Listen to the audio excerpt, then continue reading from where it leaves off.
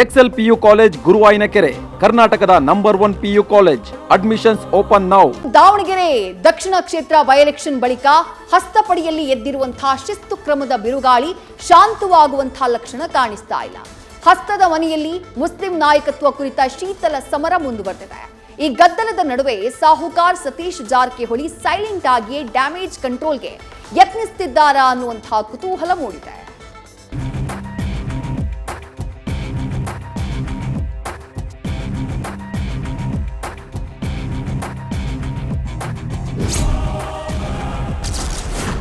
ಕಾಂಗ್ರೆಸ್ನಲ್ಲಿ ತಣ್ಣಗಾಗದ ಮುಸ್ಲಿಂ ನಾಯಕತ್ವ ಕುರಿತ ಕೋಲ್ಡ್ ವಾರ್.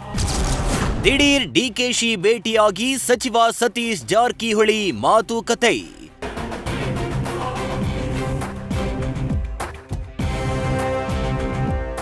ದಾವಣಗೆರೆ ದಕ್ಷಿಣ ಕ್ಷೇತ್ರದ ಬೈ ಎಲೆಕ್ಷನ್ ಮುಗಿದಿದ್ದೇ ತಡ ರಾಜ್ಯ ಕಾಂಗ್ರೆಸ್ನಲ್ಲಿ ಬಿರುಗಾಳಿಯೇ ಎದ್ದಿದೆ.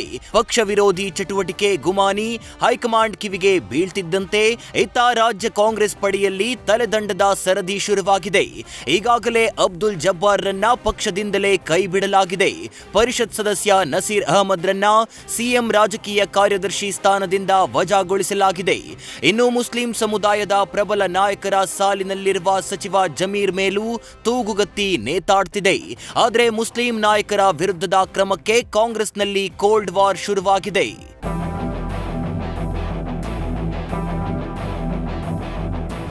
ಕರ್ನಾಟಕ ಹಸ್ತಪಡೆಯ ಸೈಲೆಂಟ್ ಸೈನಿಕ ಸತೀಶ್ ಜಾರಕಿಹೊಳಿ ದಿಢೀರನೆ ಡಿಸಿಎಂ ಡಿಕೆಶಿ ಅವರನ್ನ ಭೇಟಿಯಾಗಿರೋದು ಕುತೂಹಲ ಮೂಡಿಸಿದೆ.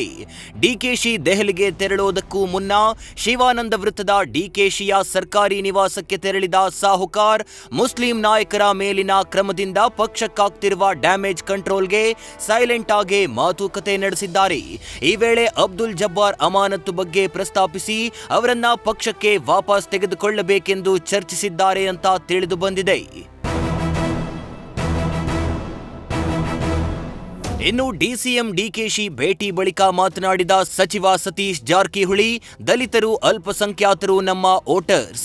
ಕೆಲವೊಮ್ಮೆ ನಿರ್ಧಾರಗಳು ಆಗಿಬಿಡ್ತವೆ, ಅವುಗಳನ್ನ ಸರಿಪಡಿಸಲೇಬೇಕು ಅಂತ ಮಾರ್ಮಿಕವಾಗಿ ನುಡಿದಿದ್ದಾರೆ. ಮತ್ತೆ ಅವ್ರನ್ನ ವಾಪಸ್ ತಗೋಬೇಕು, ನಮ್ಮ ಪಾರ್ಟಿ ಸಪೋರ್ಟ್ ಇಲ್ಲ ಅವ್ರ ತಿಳಿದೀನಿ. ಅವ್ರು ನೋಟಿಸ್ ಕೊಡ್ ನಾವು ರಿಪ್ಲೈ ಬರಲಿ, ಬಂದ್ಮ್ಯಾಗೆ ವರಿಷ್ಠ ಜೊತೆ ಮಾತಾಡಿ ಸರಿ ಮಾಡೋಣ ಅಂತ ಹೇಳಿದಾರೆ. ವಾಪಸ್ ತೊಗೊಳ್ಳೋ ಬಗ್ಗೆ ತೊಗೊಳ್ಳೇಬೇಕು, ಯಾಕಂದ್ರೆ ಈಗಾಗಲೇ ಸಸ್ಪೆಂಡ್ ಆಗಿದ್ದಾರೆ ಅವರು.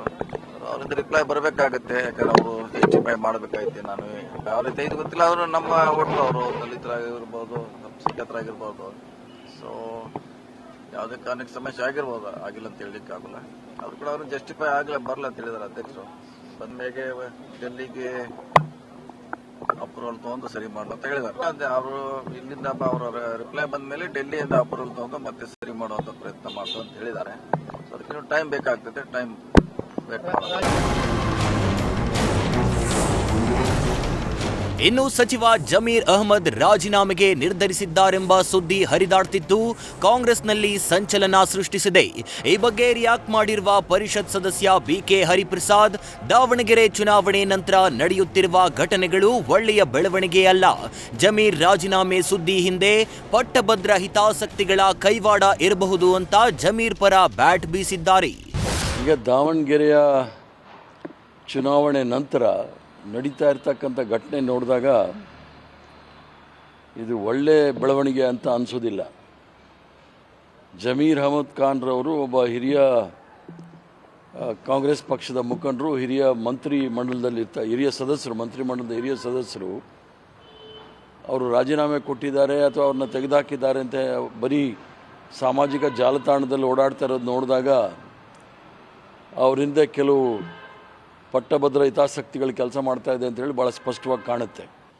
ಯಾರನ್ನಾದರೂ ಸಸ್ಪೆಂಡು ಎಕ್ಸ್ಪೆಲ್ ಮಾಡಬೇಕಾದ್ರೆ PCC ಅಧ್ಯಕ್ಷರು ಅಥವಾ ಯಾರು ಕಂಪ್ಲೇಂಟ್ ಕೊಟ್ಟಿದ್ದಾರೆ ಅವ್ರು ರೆಹಮಾನ್ ಖಾನ್ ಸಾಹೇಬರು ಕೊಟ್ಟ ನಂತರ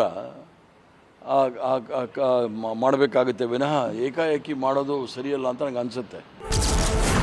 ಆಪ್ತ ಜಮೀರ್ ಅಹಮದ್ ಬೆನ್ನಿಗೆ ನಿಂತ ಸಿಎಂ ಸಿದ್ದರಾಮಯ್ಯ.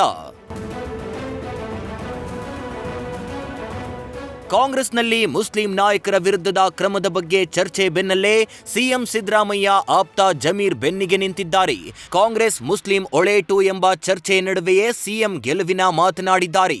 ದಾವಣಗೆರೆ, ಬಾಗಲಕೋಟೆ ಎರಡರಲ್ಲೂ ಗೆಲ್ತೀವಿ ಎನ್ನುವ ಮೂಲಕ ಸಿಎಂ ಜಮೀರ್ಗೆ ಅಭಯ ನೀಡಿದ್ದಾರೆ ಎಂಬ ಮಾಹಿತಿ ಲಭ್ಯವಾಗಿದೆ. ಅದೇನೇ ಇರಲಿ, ದಾವಣಗೆರೆ ದಕ್ಷಿಣದ ಬೈ ಎಲೆಕ್ಷನ್ ರಾಜ್ಯ ಕಾಂಗ್ರೆಸ್ನಲ್ಲಿ ದೊಡ್ಡ ದಂಗಲ್ಲನ್ನೇ ಸೃಷ್ಟಿಸಿದೆ.